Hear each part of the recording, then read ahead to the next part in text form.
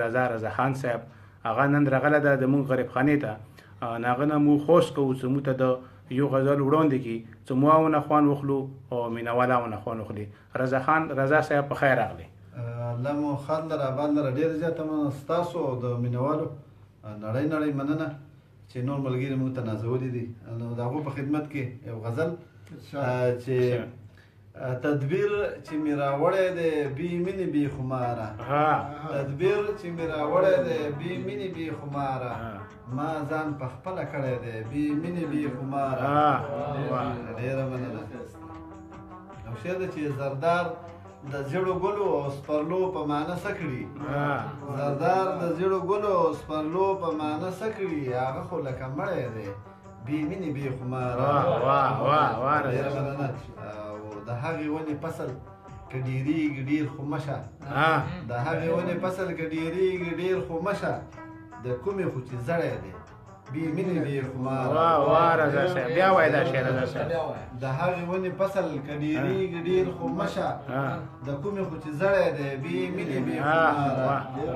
او خندا ته مې قابو هم نشي ومنئ یارانو، خندا ته مې قابو هم نشي ومنئ یارانو، دا زړه مې دومره ستړی دی بې مینې بې خماره. رضا صاحب ډېر ښه. ډېره مننه. او د زړه کور د ویر د نغارو نه خالي نه دی، د زړه کور د ویر د نغارو نه خالي نه دی، انسان که نوموړی دی بې مینې بې خماره. او شعر دی چې اکثر د رب له ذاته سړی هم کړي خپنیولی، اکثر د رب له ذاته سړی هم کړي خپنیولی، غربت څه داسې پړی دی بې مینې بې خماره. رضا صاحب ډېر ښه شعر. مقصد ده چې رضا په خپل قسمت کې چې بل پن نه دی راوړی، رضا په خپل قسمت کې چې بل پن نه دی راوړی، ګرم نه دی که یرزړی دی بې مینې بې خماره.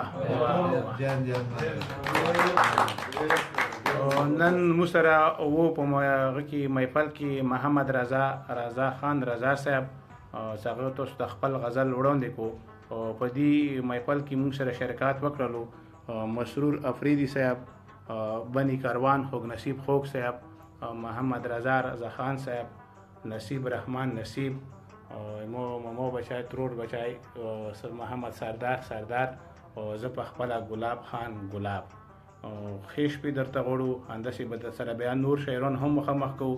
ډېره مننه ښه شپه درته غواړو.